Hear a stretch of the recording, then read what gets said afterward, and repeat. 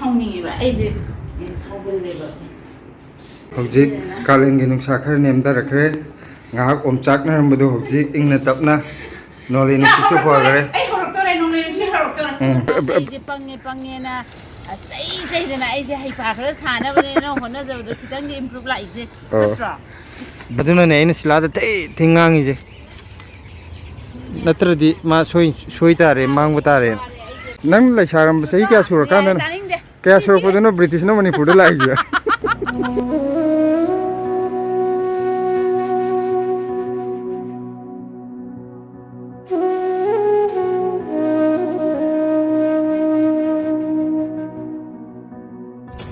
Manipur is still bleeding. Will you stand by in silence? Enough is enough. Our homes are engulfed in flames. Stop tearing Manipur apart. This is our future.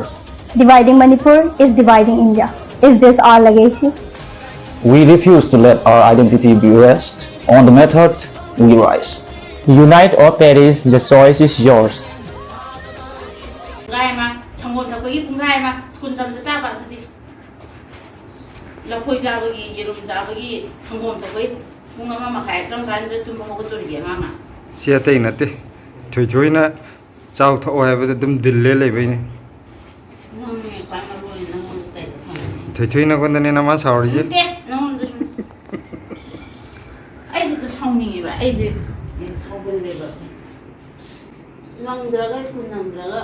Puma makai ta ding ni ne ho ko sida puma makai ta da ga ni ne mamma ga mamma loi tri ba loi no the brush story ya re pro atum ho ba da ke da do sna ga na aina ayuk sidi thoi thoi ayuk sidi nang ke sana ga no na hai ro hai da bring ma na hai ya ado kai do ke sana le ri ba jo ko kai do ri ba se ya re se pung ayo nang video ko do ya hojik kalen gi nungsa khar nem da rakre ngahak omchak na rambado hojik ingna tapna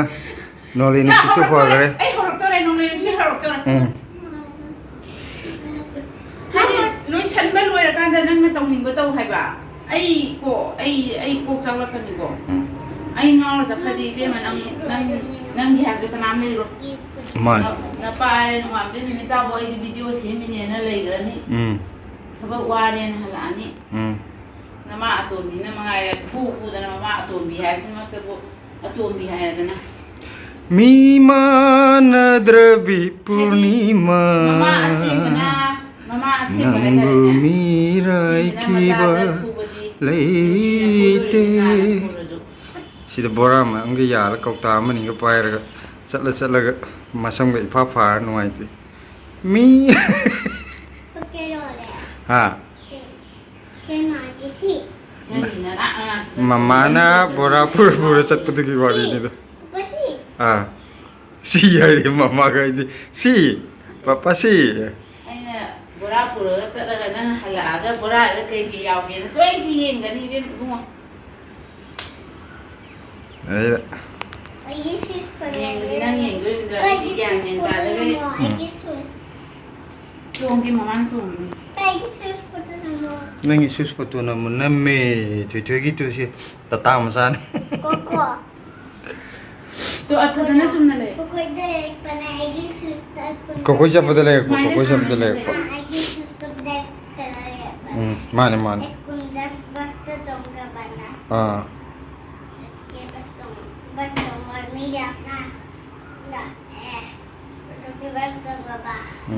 ni ala pa mina bastong ba anak pa mina makong na chat pa ko ni dinak pa ni na kong na sa toy ba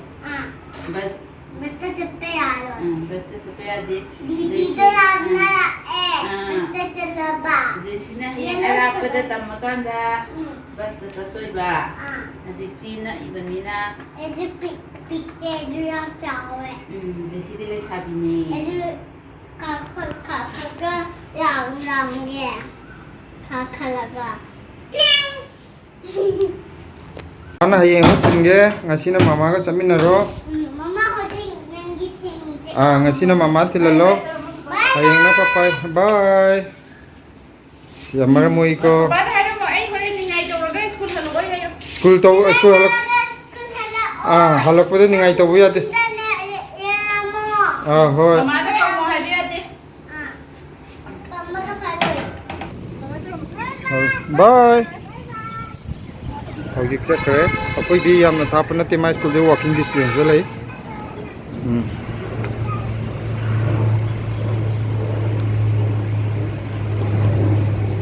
se matam kano tawringai ji mam dringai ji pochai khare hechalaji kai kai nang heiduna mayangꯕꯒꯤ ꯃꯇꯣꯟ asi kano gi ta kolam ni ji di ꯁꯦ ꯃꯊꯣꯏ ꯅꯪ ꯊꯣꯛꯂꯛꯑꯣ kai no ma chang na puri ji na sida ma ꯃꯁꯤꯟ ꯅꯞꯄ ꯈꯣꯠꯄ ꯌꯥꯝ ꯍꯩꯌꯦ ꯆꯣ ꯑꯁꯣꯝ ꯅꯥꯀꯟꯗ ꯂꯩꯗꯨ ꯆꯣ ꯊꯣꯡ ꯍꯥꯡꯗꯕ꯭ꯔꯣ hang de ꯀꯛꯆꯤꯡꯅ ꯆꯤꯛꯈ꯭ꯔꯦꯕ ꯁꯤꯗꯒꯤ cha thong hang sa lo so son sanok so ꯍꯣꯜꯂꯝꯃꯅꯤ kolam ni ji na kari lambok yong wang dorim no man tawri ꯃꯈꯣꯡ ꯊꯦꯡꯒꯛꯅꯕ꯭ꯔꯣꯁꯦ na makong yam theng ꯀꯥꯏꯗ ꯆꯠꯑꯒꯦ du yare masalong hogla ka din adi le hori bi da masalong ka din ꯁꯤ ꯃꯈꯣꯡꯁꯤꯗ ꯄꯥꯟꯊꯣꯔꯛꯏꯁꯦ money adu nang na kano to gurta di apa ko ka ati makalai long ne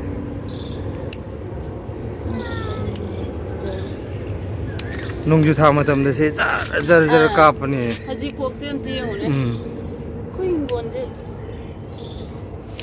ꯈꯔꯗꯤ ꯐꯒꯟꯕꯗ mi ko da santo ajira ko ngwa ꯍꯥꯟꯗꯣꯏ ꯃꯤꯅ ꯇꯧꯔꯗꯤ ꯀꯩꯅꯣ ꯇꯧꯔꯣꯏ ꯐꯔꯣꯏ kanano ingon koining ba mi layer ga di sal lage hana ꯍꯥꯏꯗꯤ ꯑꯩꯈꯣꯏ si pomna mok phari ja tai nati ko silana kana hona jabdagi the credit goes to ꯅꯍꯤ ꯅꯍꯤ Srimati Susila ꯑꯩ credit ꯑꯩ Saksena. ꯂꯧꯖꯔꯣꯏ ꯏꯄꯨꯔꯣꯏꯕꯒ ꯑꯩꯈꯣꯏꯅꯤ ꯏꯄꯨꯔꯣꯏꯕꯅ ꯌꯥꯝꯅ ꯍꯣꯠꯅꯈ꯭ꯔꯖꯥꯠꯅꯤ ꯑꯩꯗꯤ ꯃꯥꯒꯤ ꯃꯁꯥꯅꯤ ꯃꯁꯥ ꯑꯩ ꯇꯧꯗꯦ ꯍꯥꯏꯕꯕꯨꯗꯤ ꯌꯥꯔꯣꯏꯕꯀꯣ ꯑꯗꯨ ꯇꯧꯋꯦ ꯑꯩꯁꯨ ꯑꯩꯒꯤ ꯉꯝꯕ ꯊꯥꯛꯇ ꯑꯗꯣ ꯑꯌꯥꯝꯕꯅ ꯑꯩꯒꯤ ꯏꯄꯨꯔꯣꯏꯕꯗ credit ꯄꯤꯖꯔꯤ mai ji khara harau na ga hajilni ta ꯀꯔꯤꯒꯤ ꯈꯔ ꯍꯔꯥꯎꯕꯅꯣ ꯑꯆꯨꯝꯕꯗꯣ ꯑꯆꯨꯝꯕ ꯍꯥꯏꯕꯅꯤ ꯀꯩꯅꯣ ꯅꯪꯗꯤ ꯈꯔ ꯍꯔꯥꯎꯅꯕꯒ ꯇꯧꯔꯤꯕ ꯑꯣꯏꯔꯦ ꯅꯍꯥꯟꯗꯒꯤ ꯅꯪ ꯉꯥꯡꯉꯤ ꯁꯛꯏ ꯃꯌꯥꯝꯁꯦ ꯁꯤꯗꯤ ꯈꯔ ꯍꯔꯥꯎꯅꯕ ꯁꯨꯃꯥꯏꯅ ꯍꯥꯏꯒꯦ ꯁꯤꯗꯤ ꯈꯔ ꯀꯩꯅꯣ ꯇꯧꯅꯕ ꯁꯨꯃꯥꯏꯅ ꯍꯥꯏꯒꯦ aina na ngai na gon ti ti ngang ji na harau na bai ne kali ra ba ꯑꯩꯗꯤ ꯁꯥꯎꯅꯤꯡꯉꯤꯅꯦ ꯅꯪ ꯉꯥꯡꯉꯤꯗꯣ ꯁꯥꯎꯅꯤꯡꯕꯅꯦꯅ ꯑꯗꯨꯝ ꯈꯜꯂꯦ ꯏꯕꯨꯡꯉꯣ nang uji hai de di ꯅꯠꯇꯦꯗ ꯅꯪꯅꯒ ꯑꯩꯉꯣꯟꯗ ꯅꯣꯡ ꯐꯥꯗꯣꯛ ꯐꯅꯒ ꯉꯥꯡꯉꯛꯄꯗꯣ ꯁꯤꯒꯤ ꯃꯣꯔꯣꯛꯁꯦ ꯃꯔꯨ ꯀꯣꯛ kai gi no si ga kano je morok pa bi ohum je mana ambu yorum dri ji ba teur ye ngo se ha ye sangtuk sang ge phajaru ro bane mana ga kai je khar ge kano na ga cha gar cha lo kin ba ju ude ꯆꯣꯡꯈꯠꯆꯔꯛꯑꯅꯤ ꯀꯩꯀꯥ hoi ne chongkhaloi chongkhani hai bai wa na te ne mana je kai chakri no si ne kali ꯃꯌꯥꯡꯕꯁꯦ ꯑꯃꯅꯤ ꯍꯦꯛꯀꯦ nang kano je yende mana tu si ma ka kangjan ba yaw je hekte yar hawai thong da hapchan ge ma to ge hektat kro i he kano je ya serang khar lai je yende pambi je thadok se ha do hayeng thar je ra ayukta ayukne ing ba da thaba khar suning ya tai matam de ꯑꯉꯥꯡ ꯊꯤꯜꯂꯨꯔꯦꯗꯅ ꯑꯩ ꯉꯁꯥꯏ ꯐꯅꯌꯥꯝ ꯃꯇꯝ ꯐꯪꯉꯦꯕ ꯅꯪꯅ ꯑꯉꯥꯡ ꯊꯤꯜꯂꯤꯉꯩꯗꯨꯗ ꯑꯩ ꯆꯥꯛ ꯂꯣꯏꯁꯤꯜꯂꯝꯃꯒꯦ khoi si khamen akhabi jina hana nungsa marak leiringai dana mapan je pangcha da saraga last loi kangi hojik urum da thambira matung da mana ga se hana ngak sangangam bada sangtrik sangai phajare du mapana muk salu yadri kai gino luna tawdi ke thobo kanam tawre sa ꯇꯧꯕꯝꯇ ꯌꯥꯔꯝꯗ꯭ꯔꯦꯀꯣ pochi luna tawbamte yadi loi ke thui ko luna tawraga thakkai na tawre ba mane aduna ne ina silada te thingangi je natradi ma soi tare mang batare ma mang batare pakatna ne na te thingangi je ꯁꯨꯃꯥꯡꯉꯦ ꯃꯥꯡꯉꯣꯏ koi na muk si ki kaino yende mana paknam namdo hayeng di paknam ju cha dau leine asigi kaino je marai na pak pi je paknam cha thoke kari do bogi no si amta mapa ka no je amta salak tri je mayam khoi pochai yamung asigi khara thaba hoge ꯌꯦꯟꯗꯦꯝꯁꯦ ꯊꯥꯗꯣꯛ Srimati R.K. Susila Devi no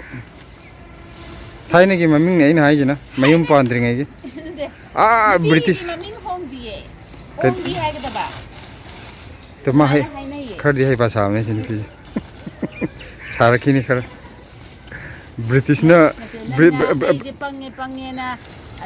ꯆꯩꯗꯅ ꯑꯩꯁꯦ ꯍꯩꯄꯥ ꯈꯔ ꯁꯥꯅꯕꯅꯦꯅ ꯍꯣꯠꯅꯖꯕꯗꯣ ꯈꯤꯇꯪꯗꯤ improve ꯂꯥꯛꯏꯁꯦ ꯅꯠꯇ꯭ꯔꯣ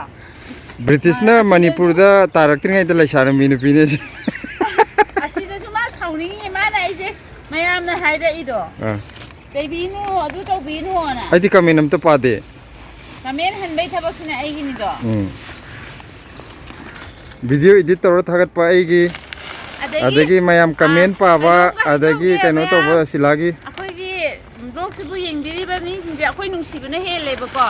ꯅꯣꯡ ꯐꯥꯗꯣꯛ date ꯀꯃꯦꯟ ꯄꯤꯔꯛꯄꯗꯣ ꯑꯩꯈꯣꯏꯗꯤ ꯀꯩꯝ ꯍꯥꯏꯔꯣꯏ ꯑꯩꯈꯣꯏꯕꯨ ꯅꯨꯡꯁꯤꯕꯤꯕ ꯃꯌꯥꯝꯅ ꯑꯣꯝꯗꯅ ꯆꯥꯅꯤ ꯑꯗꯨꯅ ꯅꯣꯏ ꯅꯁꯥꯅ ꯑꯗꯨꯝ ꯆꯦꯛꯁꯤꯟꯖꯧ ꯃꯥꯅꯦ ꯑꯩꯈꯣꯏ ꯅꯥꯇꯩ ꯆꯥꯗꯕ ꯀꯃꯦꯟ ꯄꯤꯔꯛꯄꯁꯦ ꯑꯩꯈꯣꯏꯒꯤ ꯑꯇꯩ ꯐꯦꯃꯤꯂꯤ ꯃꯌꯥꯝꯅ ꯑꯗꯨꯝ ꯑꯣꯝꯖꯤꯟꯈꯤꯕꯗꯣ ꯍꯥꯏꯗꯤ ꯆꯩꯕꯤꯈꯤꯕꯗꯣ ꯍꯥꯏꯗꯤ ꯑꯩꯈꯣꯏ ꯅꯨꯡꯁꯤꯕ ꯃꯤ ꯉꯥꯛꯇꯅꯦꯕ ꯑꯩꯈꯣꯏ ꯕ꯭ꯂꯣꯛꯁꯤꯗ ꯌꯦꯡꯁꯦ ꯑꯩꯈꯣই ꯅꯨꯡꯁꯤꯗꯕꯗꯤ ꯃꯤ ꯑꯃꯅꯤ ꯈꯛꯇꯅꯤꯗꯅ ꯑꯗꯨꯗꯨꯅ ꯅꯣꯏ ꯈꯨꯁꯤ ꯍꯦꯜꯂ ꯂꯩꯖꯧ ꯅꯪ ꯂꯩꯁꯥꯔꯝꯕ ꯆꯍꯤ ꯀꯌꯥ ꯁꯨꯔꯀꯥꯟꯗꯅꯣ ꯀꯌꯥ ꯁꯨꯔꯛꯄꯗꯅꯣ ꯕ꯭ꯔꯤꯇꯤꯁꯅ ꯃꯅꯤꯄꯨꯔꯗ ꯂꯥꯛꯏꯁꯦ ꯑꯗꯒꯤ ꯌꯣꯡꯆꯥꯛ ꯃꯥꯟꯕꯤꯁꯦ ꯅꯪꯅ ꯅꯨꯄꯥ ꯊꯣꯛꯑꯗꯤ ꯑꯁꯤꯁꯦ ꯀꯗꯥꯏꯅꯣ ꯑꯣ ꯀꯩꯅꯣꯁꯦ ꯀꯔꯤꯑꯕ ꯆꯤꯡꯒꯣꯡꯂꯩ ꯆꯤꯡꯒꯣꯡꯂꯩ ꯑꯁꯤ ꯀꯩꯅꯣꯗ ꯄꯥꯟꯕꯅꯤꯅꯦꯍꯦ ꯗꯦꯜꯂꯤ ꯆꯠꯄꯒꯤ ꯃꯅꯥꯛꯇꯨꯗ ꯄꯥꯟꯕꯅꯤꯅꯦ ꯍꯣꯔꯦꯟ ꯆꯠꯂꯨꯁꯤꯔ ꯍꯣꯔꯦꯟꯗꯤ ꯐꯔꯛ ꯇꯥꯔꯔꯣꯏ ꯐꯔꯛ ꯇꯥꯔꯔꯣꯏ ꯍꯣꯔꯦꯟꯗꯤ ꯐꯔꯛ ꯇꯥꯔꯅꯤ ꯃꯌꯥꯝ ꯑꯩꯉꯣꯟ ꯆꯔꯨꯁꯤ ꯌꯥꯝ ꯇꯥꯡ ꯐꯪꯉꯛꯏꯅꯤ ꯁꯤ ꯄꯣꯠ ꯌꯣꯟꯕ ꯑꯪꯀꯜ ꯄꯣꯠ ꯌꯣꯟꯕ ꯑꯪꯀꯜꯅ ꯄꯣꯂꯥꯡ ꯄꯤꯔꯛꯄꯗ ꯑꯗꯨꯝ ꯌꯥꯎꯔꯤꯅꯦ ꯁꯤ ꯁꯤꯖꯤꯟꯅꯗꯣꯏꯅꯤ ꯄꯣꯠ ꯊꯥꯕ ꯁꯤꯖꯤꯟꯅꯕ ꯀꯔꯤ ꯍꯥꯞꯇꯣꯏꯅꯣ ꯅꯉꯣꯟꯗ ꯍꯪꯒꯦ ꯇꯧꯏꯅꯦ ꯑꯁꯤꯔꯣ ꯑꯩ ꯀꯩꯅꯣꯁꯤꯒ ꯕꯣꯔꯥ ꯑꯆꯧꯕꯗ ꯊꯥꯗꯣꯔꯛꯄ ꯄꯣꯠꯁꯤꯡꯗꯣ ꯑꯗꯨꯏ ꯃꯈꯥ ꯊꯥꯍꯧꯒꯦ ꯇꯧꯕ ꯑꯁꯤ ꯎ ꯃꯣꯔꯣꯛ ꯄꯥꯝꯕꯤ 2 ꯑꯃ ꯊꯥꯗꯧ ꯂꯩꯔꯤ ꯅꯣꯡꯃꯪꯈꯥ ꯊꯥꯗꯧ ꯂꯩꯔꯤ ꯑꯆꯧꯕꯗ ꯗꯔꯀꯥꯔ ꯑꯣꯏꯕꯁꯦ ꯆꯦꯡꯒꯨꯝ ꯑꯣꯏꯅ ꯊꯥꯔꯁꯤ ꯆꯦꯡꯒꯨꯝ ꯑꯃꯨꯛ ꯇꯧꯔꯁꯤꯔꯥ ꯆꯦꯡꯒꯨꯝꯗꯣ ꯁꯤ ꯊꯝꯖꯟꯁꯦ ꯆꯦꯡꯒꯨꯝꯗꯣ ꯑꯝꯇ ꯄꯦꯀꯦꯠ ꯑꯝꯇ ꯄꯤꯔꯛꯑꯣ ꯍꯥꯏꯔꯒꯅꯦ ꯌꯥꯕꯗꯤ ꯌꯦꯡꯉꯅꯤ ꯆꯦꯡꯒꯨꯝ ꯊꯥꯕ ꯂꯥꯏꯕꯅꯦ ꯑꯩꯒꯤ ꯏꯆꯥꯗꯤ ꯆꯪꯉꯒ ꯌꯥꯎꯔꯛꯑꯦ ꯃꯥꯒꯤꯗꯤ ꯇꯦꯝꯄꯔꯦꯆꯔ ꯀꯩꯀꯥ ꯌꯥꯝ ꯃꯦꯟꯇꯦꯟ ꯇꯧꯗ꯭ꯔꯗꯤ ꯌꯥꯗꯒꯨꯝ ꯇꯧꯗꯥꯏꯅꯦ ꯑꯏꯪ ꯑꯁꯥ ꯆꯥꯡ ꯈꯪꯗꯦꯗ ꯑꯩꯈꯣꯏ ꯑꯗꯨꯗ ꯇꯧꯕꯗꯣ ꯍꯣꯏ ꯌꯥꯝꯅ ꯍꯦꯛꯇ ꯀꯔꯕꯥꯔꯒꯤ ꯊꯥꯈꯤꯕꯗꯨꯅ ꯈꯪꯗ꯭ꯔꯦꯀꯣ ꯑꯩꯈꯣꯏ ꯏꯅꯦ ꯍꯣꯏꯒ ꯁꯨꯝ ꯊꯥꯕꯗꯣ ꯃꯌꯨꯝꯒꯤ ꯈꯔ ꯁꯨꯝ ꯁꯤ ꯗꯦꯜꯂꯤꯒ ꯆꯥꯟꯅꯒꯗ꯭ꯔꯣ ꯑꯝꯇ ꯌꯦꯡꯉꯣ ꯆꯤꯒꯣꯡꯂꯩꯁꯦ ꯑꯩꯗꯤ ꯃꯊꯛꯁꯤꯗꯪ ꯑꯣꯏꯕꯣꯏ ꯅꯤꯡꯉꯨꯔꯦ ꯁꯤꯗꯁꯨ ꯃꯌꯥꯝ ꯄꯥꯜ ꯂꯩꯔꯝꯃꯦ ꯃꯈꯥꯗ ꯄꯥꯜꯂꯤꯁꯦ ꯃꯌꯥꯝ ꯃꯥꯅ ꯆꯤꯡꯒꯣꯡꯂꯩ ꯍꯥꯏꯁꯦ ꯑꯩ ꯎꯠꯂꯛꯀꯦꯀꯣ ꯖꯨꯝ ꯇꯧꯔꯒ ꯇꯨ ꯁꯤꯗꯩꯗ ꯆꯔꯣꯡ ꯄꯥꯜꯂꯤꯁꯦ ꯁꯤꯁꯦ ꯁꯤꯡꯖꯨ ꯆꯥꯕꯗ ꯑꯩꯈꯣꯏꯒꯤ ꯌꯣꯡꯆꯥꯛ ꯁꯤꯡꯖꯨ ꯆꯥꯕꯒ ꯃꯍꯥꯎ ꯃꯥꯟꯅꯩ ꯍꯥꯏꯕꯅꯦꯕ ꯁꯤꯗꯩꯗ ꯑꯩ ꯈꯨꯗꯣꯝꯕꯤ ꯊꯤꯜꯂꯛꯀꯦ ꯁꯤꯗꯒ ꯄꯥꯜꯂꯤꯁꯦ ꯁꯣꯟ ꯃꯈꯥꯗꯁꯨ ꯑꯁꯤꯗꯁꯨ ꯌꯥꯝ ꯄꯥꯜꯂꯤ ꯑꯅꯤꯁꯨꯕ ꯀ꯭ꯂꯤꯌꯔꯦꯟꯁꯅꯦ ꯌꯦꯡꯉꯣ ꯍꯥꯟꯅ ꯐꯔꯝꯈ꯭ꯔꯕ ꯅꯄꯥꯛꯄꯤꯗꯣ ꯑꯝꯇ ꯌꯥꯎꯗ꯭ꯔꯦ ꯀꯨꯔꯨ ꯇꯥꯁꯜꯂꯦ ꯃꯔꯨ ꯀꯣꯏꯕꯤꯗꯣ ꯃꯥꯜꯂꯦ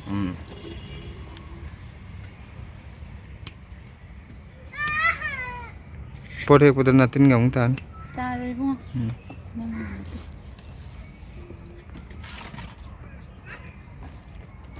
ꯔꯣꯁ ꯂꯧꯕꯩ ꯊꯕꯛꯇꯤ ꯅꯪ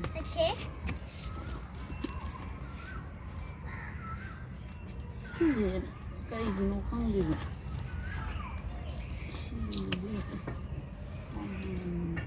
ꯄꯥꯏꯕꯗ ꯆꯤꯡꯈꯠꯄꯗꯅꯦ ꯌꯥꯎꯔꯛꯄ꯭ꯔꯥ ꯑꯝꯇ ꯌꯦꯡꯉꯣ ꯃꯔꯥ ꯆꯦꯠꯂꯤꯕ ꯐꯖꯅ ꯂꯣꯏꯅꯃꯛ ꯑꯗꯨꯗꯤ ꯃꯇꯝ ꯈꯔ ꯃꯔꯥꯈꯩꯗꯣ ꯑꯗꯨ ꯊꯝꯖꯤꯔꯥ ꯆꯣꯡꯈꯠꯍꯟꯁꯤꯔꯥ ꯌꯦꯡꯒꯦ ꯁꯤꯅ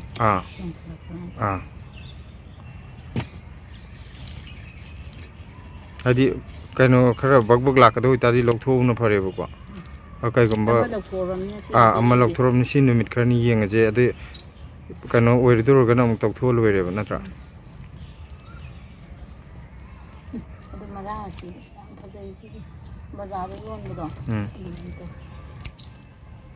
ꯄꯥꯝꯕꯤ ꯃꯤ ꯐꯔꯤꯗꯨꯗꯤ ꯍꯟꯗꯛ ꯀꯌꯥ ꯋꯥꯡꯈ꯭ꯔ ꯃꯅꯥꯗꯨ ꯑꯩꯒꯤ ꯀꯩꯅꯣꯒꯤꯅꯦ ꯊꯒꯥꯏ ꯀꯩꯅꯣ ꯇꯧꯔꯤꯗꯣ ꯊꯒꯥꯏ ꯍꯥꯏꯁꯤꯅ ꯊꯒꯥꯏꯗꯤ ꯅꯠꯇꯦ ꯊꯒꯥꯏꯗꯤ ꯊꯕꯥꯛꯄꯣꯛ ꯆꯤꯡꯒꯗꯧꯅꯤ ꯑꯗꯨꯗꯩꯅ ꯁꯤꯁꯤꯅ ꯀꯔꯤ ꯈꯨꯗꯨꯞ ꯑꯗꯤ ꯅꯪ ꯁꯤꯗꯒꯤꯅ ꯁꯤꯕꯣꯛꯁꯤꯅ ꯈꯨꯗꯨꯞ ꯊꯒꯥꯏꯒꯅ ꯁꯤꯕꯣꯛ ꯆꯤꯡꯉꯛꯄ ꯍꯥꯏꯅ ꯊꯕꯥꯛ ꯑꯃꯒꯤ ꯊꯒꯥꯏ ꯁꯤꯒꯤ ꯃꯈꯥꯒꯤ ꯃꯄꯥꯗꯨꯗ ꯍꯦꯛꯇꯣꯛꯄꯤ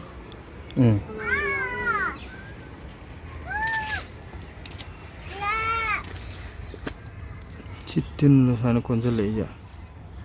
ꯃꯅꯥ ꯀꯣꯟꯁꯤꯟꯕꯤꯒ ꯍꯥꯏꯕꯗꯨꯔ ꯁꯤꯕꯣ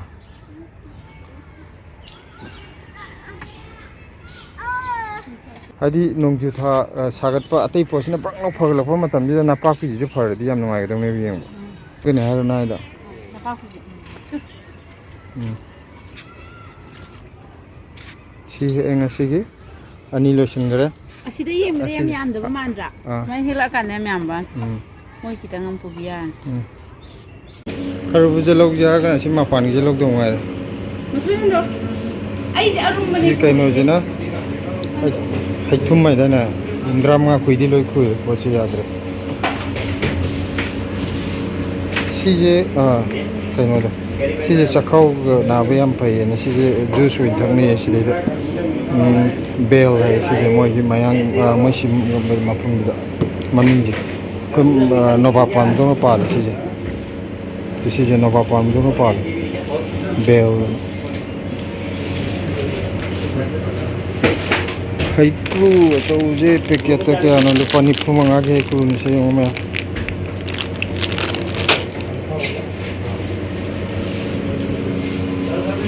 एप्पल जी लुपा चमड़ी भी नेमा एप्पल जैसे पड़ता द्रुमा में एप्पल जी पवली पजे लुपा चमड़ी कोई हुजे सफल द पोट लो लाई ने जांग ना पिखरे येंगे ना अदो आलू जे येंगो कोई द पोट ममन हाय के को आलू मचा मचा जी आलू Appiko दिंगिना KG they लुपा 13 अदगी Amo kilo मसाजना lupa 35 aduga alu atawujna lupa 13 sidaleje sigi price today's price alu si atawujdi lupa 13 si kan yang sis main tu kok dagi si terbuse lupa 13 kai dune mai maming pikiri adu lupa 13 kai je mai yeng bade yam phaje na mai terbuse si de yon bet terbuse ngasi bok tai angang bam te thenadi adi chawren lo ru je manung de ngoro ta ngoba thumju thumbo wale atai di khangde safal dagi pod atai di kharbo phai terbuse ti sungai lebe ade adi flop chale atai si kharbuja ka kai ji dum ka chukai di si de hauni si kaktani flop chale ngasibo asuk yam le ko jugoram cha de aduna sungai le dre gi kan simla mirch lupa 79 bin se lupa chamani kobi le jo thabi je lupa 13 padi phajate aduga sigi chinese ki kanu je or mane khira je sina lupa kanu 15 kanu su yam khene सिजना कनो तो गुंदबने पटकंदब कनो जे मरु चंगदेब सिदि नौना लायबको ते जे मनुंग लके माइरे तरबट yana pam lo kai doroge sigi lapoi asang buje injang yawra lap injang oni je thong ni si lapoi asang je ai dim ta chadri akoi gi nak nak te leba ahan injang yom te man hai hakchang yam kanai kari kari na han kana ba ayam hai rak nei kaw le blesi le